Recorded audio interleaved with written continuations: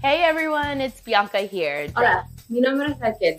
Dropping by to inform you about our new Facebook Live series, Inversant Insights. Inversant Insights is a bi-weekly live lunch series where real-life experts give real-life advice on real-life problems on trying to get to and through college.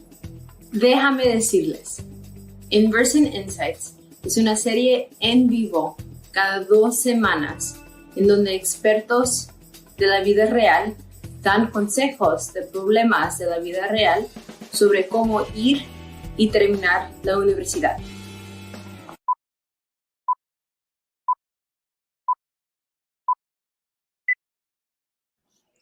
Hey everyone, it's Bianca here. Pronouns she, her, and hers. Welcoming you to our all-new Inversant Insights. You've landed on the best 22 minutes dedicated to getting you to and through college, debt-free. Here with me is my lovely co-host, Raquel. Go ahead and introduce yourself. Hello, everyone. I'm Raquel, Inversant Marketing Operations Specialist. Here with Bianca, as you've already met her. She is our digital marketing specialist. And together, we're bringing you a brand new insights. Bi-weekly, we'll be talking about challenges students and working families face on the road to higher education. So I recently completed my second bachelor's degree, and Bianca here is a resident adult learner. How about all of you? How many of you are currently in college? Let us know in the comments. Yes, please do. We're dying to know. In today's first episode, we're going to be talking with Taylor Powers. She's a research intern and senior at Harvard University. Taylor joined Inversant this past summer to help us uncover and expose the top barriers for college students today. Hey there, Taylor. Thanks for joining us. Tell us a bit about yourself and your background. Where are you at now? Hey, so I am zooming in from my dorm in Harvard, where I'm currently a senior.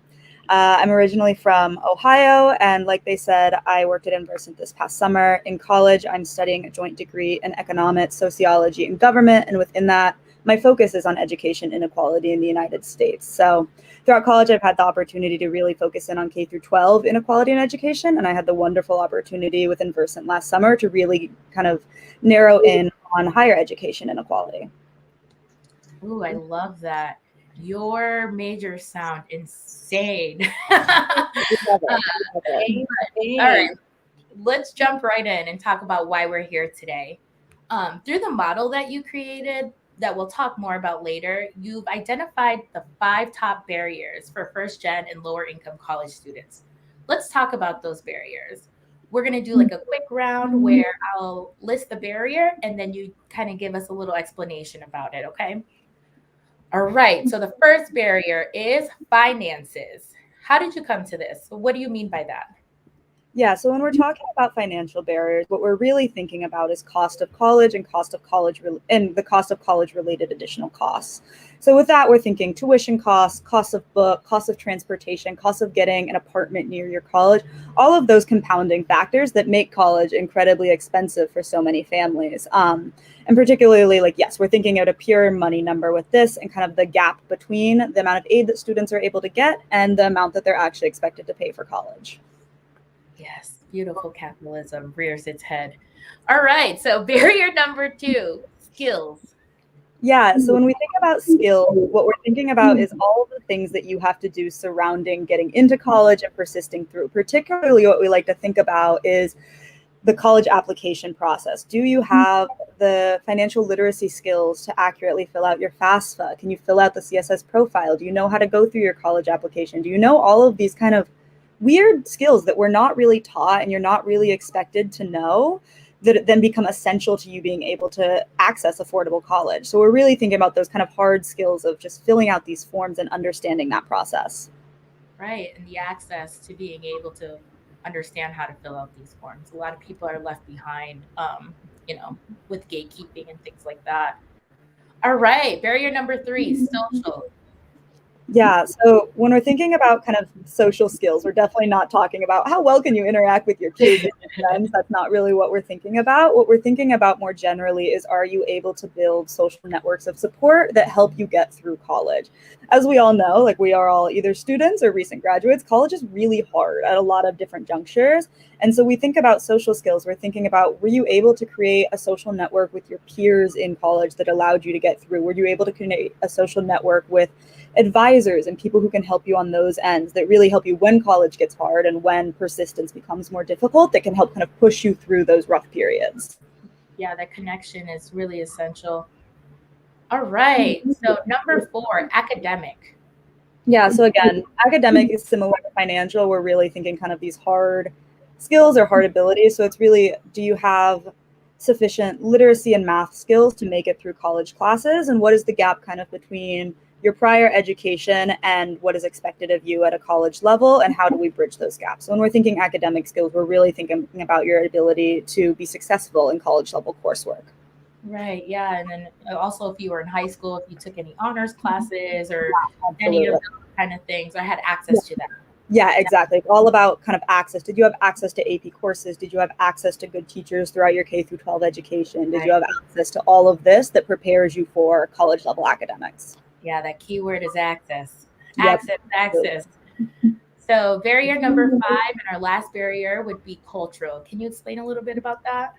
Yeah, I think this one can be kind of the most abstract for some people. So when we're thinking about cultural skills, what we really I like to talk about is more like cultural capital, because there's no necessarily like hard, good or bad skills when it comes to culture. So when we're talking about cultural capital, we're saying, is the culture that you were raised in and that you were brought up in, does that match the culture on college campuses?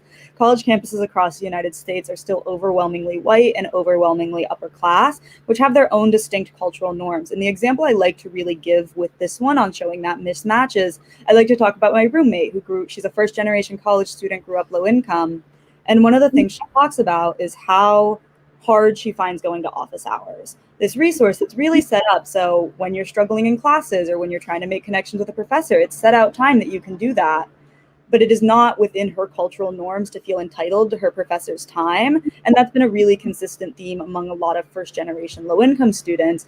And there's this gap then between how is college set up, where typically like white upper middle class students feel entitled to their professor's time, entitled to go in and get help, and like lower income first generation students don't. And so there's a big mismatch in their cultural upbringing that then affects their ability to persist through college and get access to all of the resources available to them. Oh, I can definitely understand that. A lot of times in a lot of cultures, you're just kind of told to lay low, kind of under the radar, to not make like a big scene, when that's exactly what you should be doing in your education. But yeah, the cultural differences are very vast. Thank you for sharing that. Yeah, absolutely. Yes, thank you so much for that, Taylor. I'm pretty sure everyone on here really appreciated that.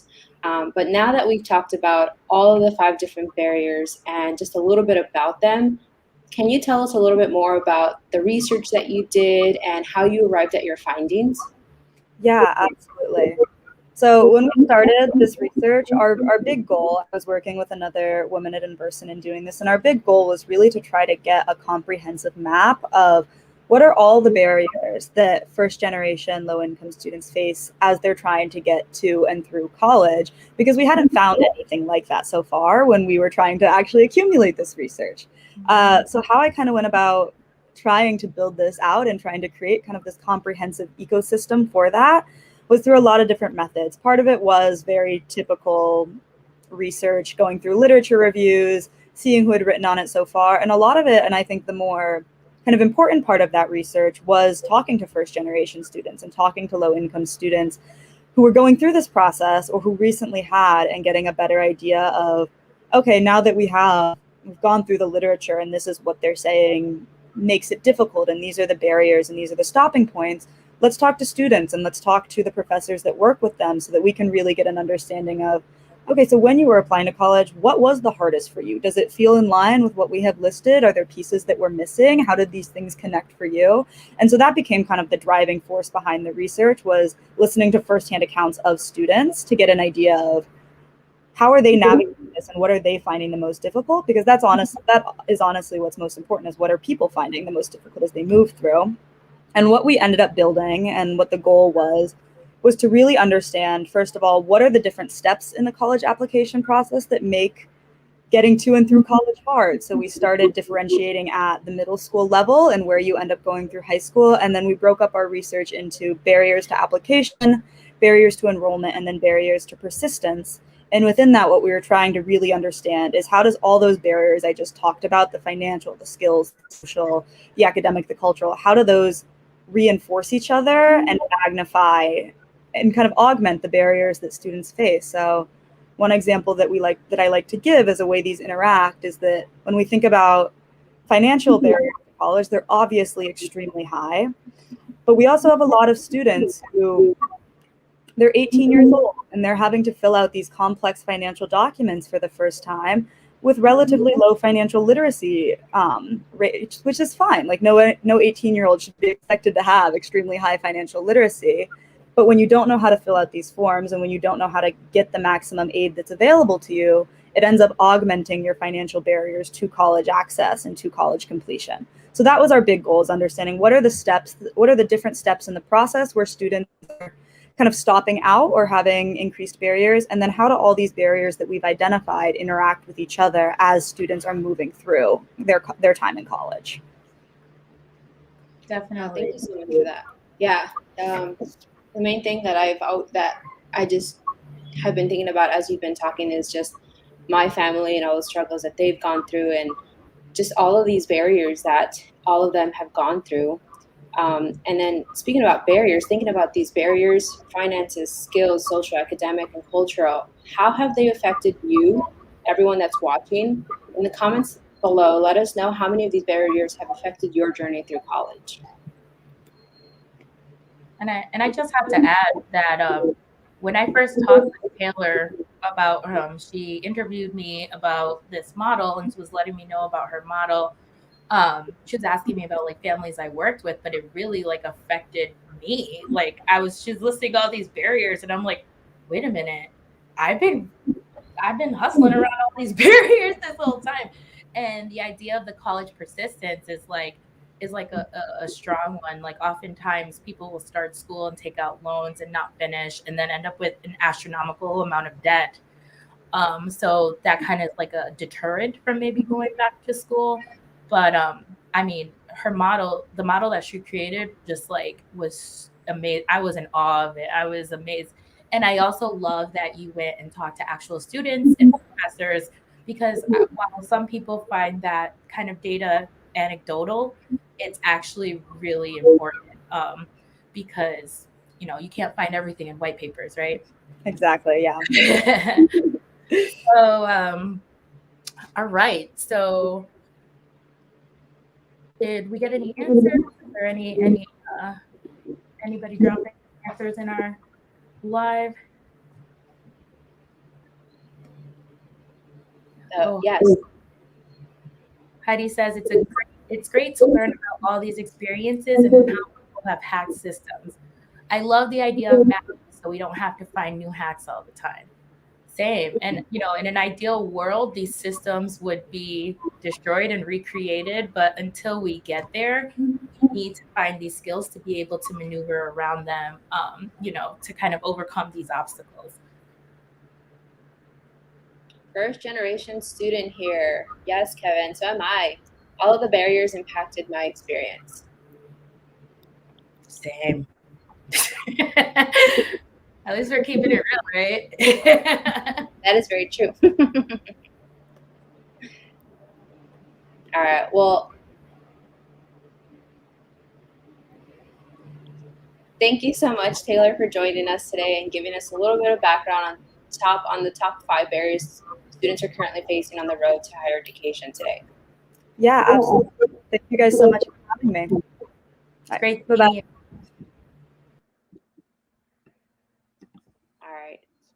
As an organization, we are committed to bashing these barriers and helping support every student go to college and get their degree with little to no debt. So you may be wondering how identifying and better understanding systemic and cultural barriers help you get into your dream college. Well, it helps a lot. And that's what we're here for, to know what you're facing and what you're up against, and to create a plan ahead of time beforehand is super important. And it'll help you be able to navigate your best life around these barriers. So we're giving you the information, the tools, and the knowledge you need to overcome those barriers and get your degree without a huge amount of debt.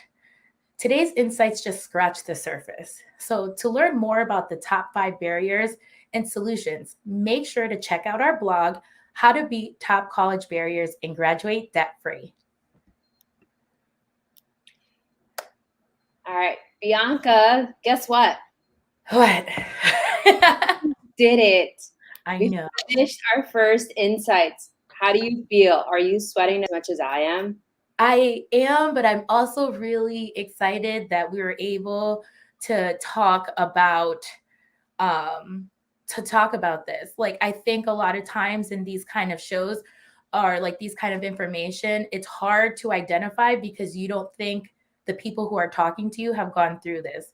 But as people who've literally gone through this and know the struggle, we know it's hard. So like being able to identify it is like the first step, because you're not crazy. Like, there are barriers that are that make it more challenging for you to go to school and get through school. In comparison to like maybe people who have generational wealth or who are in the upper middle class. Like, these are real barriers.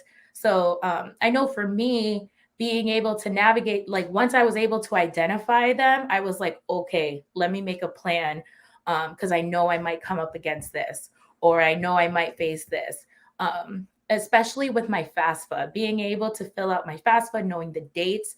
By the way, it's opening in October. Make sure if you're filling out your FAFSA for next year, it opens up in October. But making sure that you pick the right year, you know which tax information that you're using. All of this stuff is really, really important. And also making sure to find a school that's a good fit for you. Because like in an ideal world, yeah, I would love to say I graduated from Columbia University, but would I be comfortable there? Would I thrive there? These are very important questions to ask yourself as well.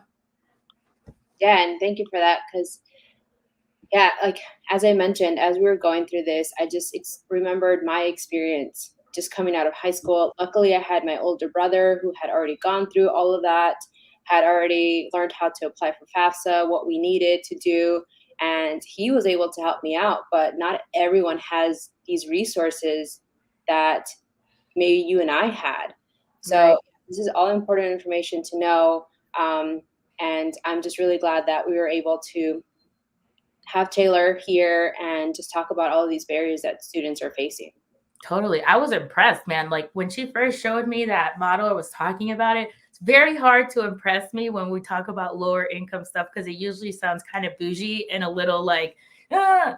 But like the fact that it was so relatable and that I was like, wow, like that's me. Or like, I had a good friend of mine who read our blog recently, and she told me, she was like, I had no idea that FAFSA was giving me loans to pay for my school. So she quit when she saw the bill, because she was like, how am I going to pay for this?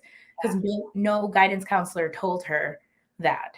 So, I mean, this is not doubting guidance counselors at all or anything, but there needs to be like a abundant amount of resources and different places where people can come find this, like Inversant. Yes, we are here for you to have the resources that we know not everyone has in their disposal. So please feel free to follow us from here. Catch us again in 2 weeks on September 30th at 12 p.m. Eastern Time, where we will talk about the CARES Act and how you can double your savings. Sound too good to be true? Tune in to our next insights, and we will show you how. Right. But from here, that is a wrap. Yeah. Make sure to follow us. Hit the subscribe link on our social media platforms so you never miss an episode. We go live on YouTube, LinkedIn, and Facebook. Until next time. Bye, everybody.